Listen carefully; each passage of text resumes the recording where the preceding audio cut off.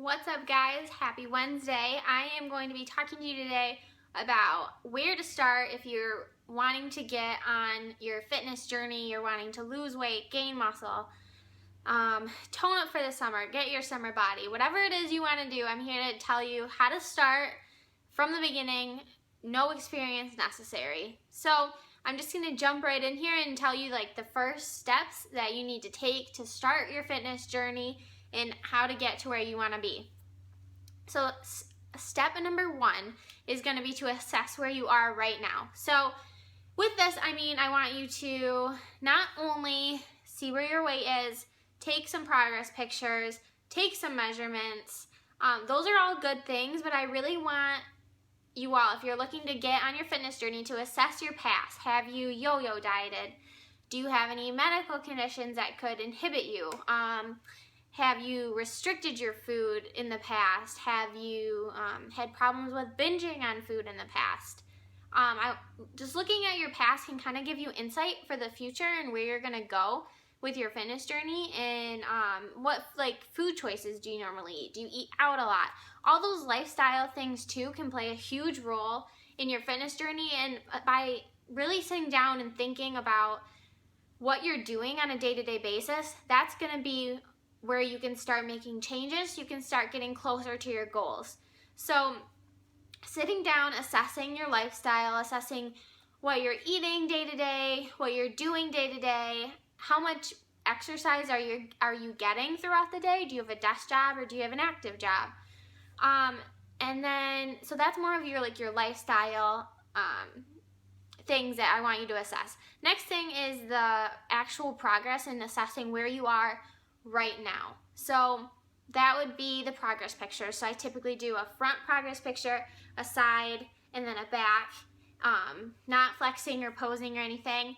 And then I like to do just a basic weight, not putting too much pressure on the weight because that can fluctuate daily. And then I also like to do like a progress video so you can kind of see more so where you're at right now.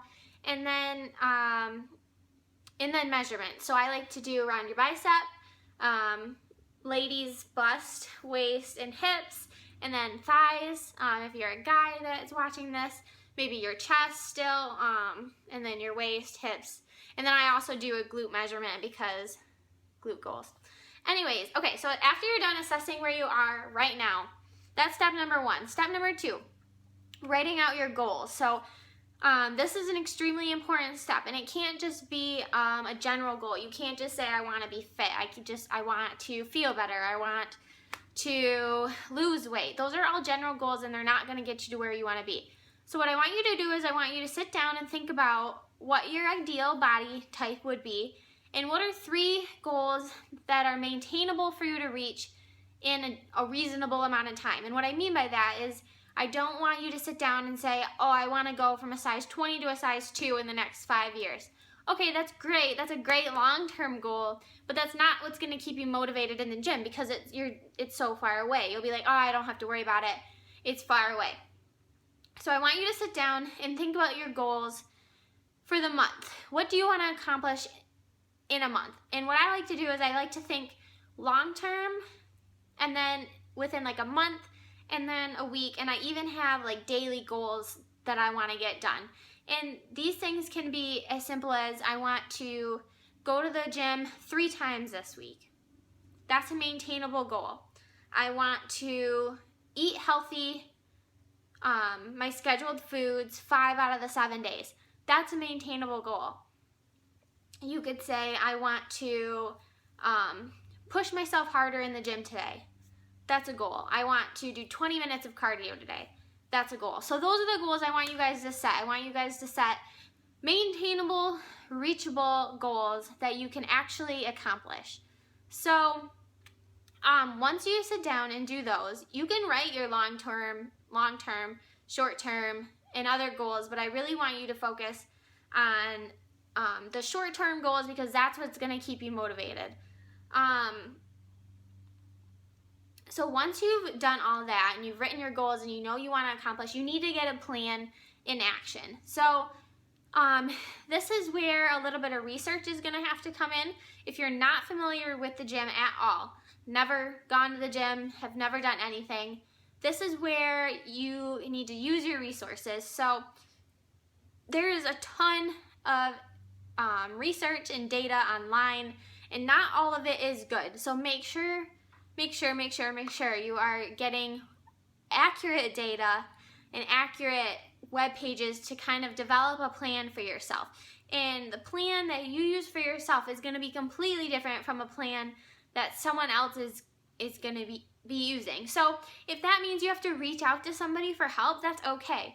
Reach out to me, send me a message. I'd be more than happy to discuss your goals with you. If it's not me, reach out to someone else that you know is credible and has your best interest at heart to make your plan. So the first plan of attack I would suggest is starting with a gym routine. So this doesn't have to be a 6-day-a-week split like experienced bodybuilders like myself do. This could be even a 3-day split. I have friends that I help out and put them on a 3-day split. Just getting to the gym and starting to make that a habit and a regular part of your routine is going to help you tremendously. And when you're researching, you want to kind of make sure you have a plan that's going to work for you. If you know that Tuesdays are super busy for you and you're not used to going to the gym, maybe you don't go to the gym on Tuesdays. Maybe you want to go on Saturdays because you have more time.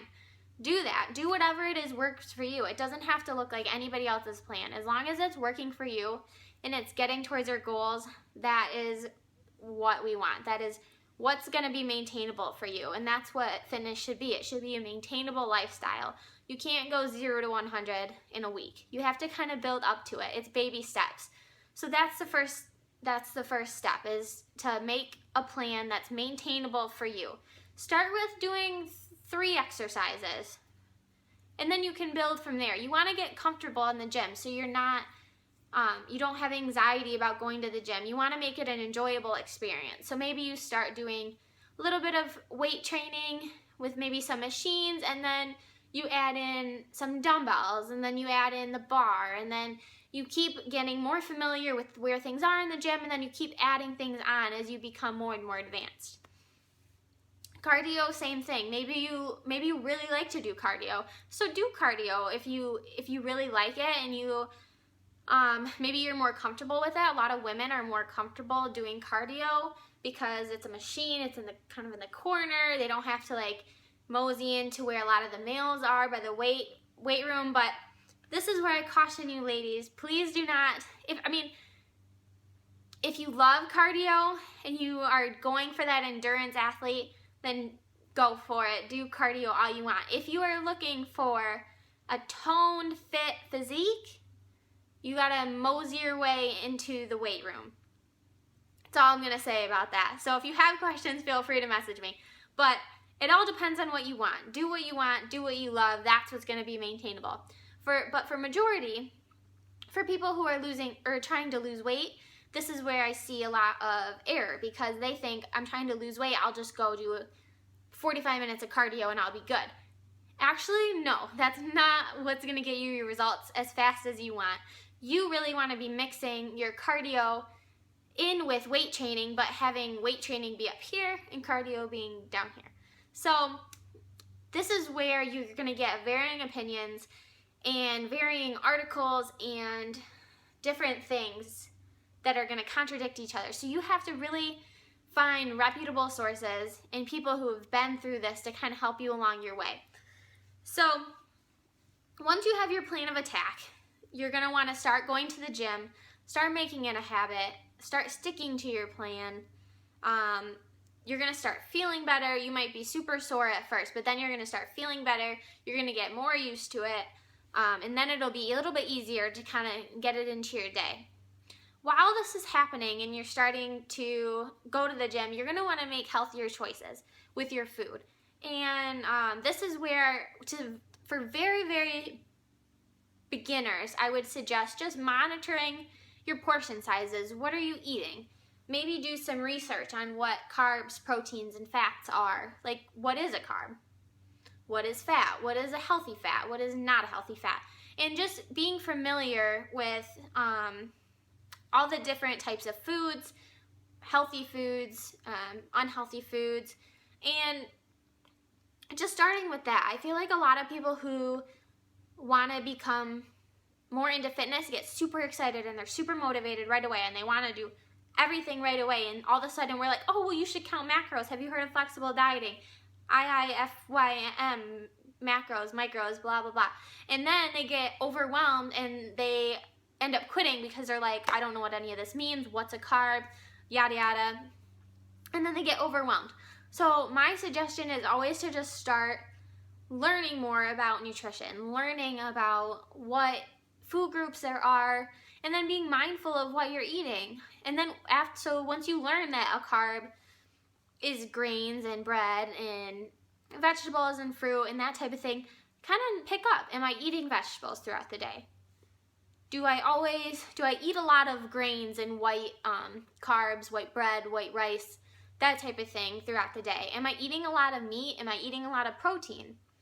Those types of things are gonna be key when you want to get more serious and take the next step in your nutrition, which would be either starting to make healthier choices. So you can do monitoring your portion sizes, so creating more of a meal plan that works for you, where you're having a moderate amount of protein and carbs and vegetables to get all of your vitamins and your macros in. Or doing something like flexible dieting, where you can count your macros to make sure you're getting everything in, and use an app or something along those lines to make sure you're getting everything in. That would be the next step. But first, for beginners, I would say just monitor what you're eating, and then once you kind of get used to everything, make sure you're eating a good amount of protein, a decent amount of healthy carbs, a good amount of vegetables and fruit, and just kind of monitor what food choices you're making throughout the day. So assess where you are, set some goals, start a fitness regimen, routine, gym routine. And the gym routine does not have to be in a gym. I don't know if I said that or not, but it can be at home. You can do a lot of things at home, so keep that in mind. And then get your nutrition in check. Without these 4 things, guys, you will not be successful. You can't outwork a bad diet, and a good diet without any type of training isn't going to work well for you at all. That one works a little bit better than vice versa. But if you guys have any questions about fitness, about not knowing where to start, please reach out to me. I would love to help you, get you started on the right track. I really want to see you all succeed and help you all on your fitness journey, because it's changed my life for the better and I love it. So thank you for listening to this. If you found it helpful, let me know. If you have any more questions or would like me to do a video on different things, let me know. I'm totally open to that. So thanks for listening, guys. Love you. Bye.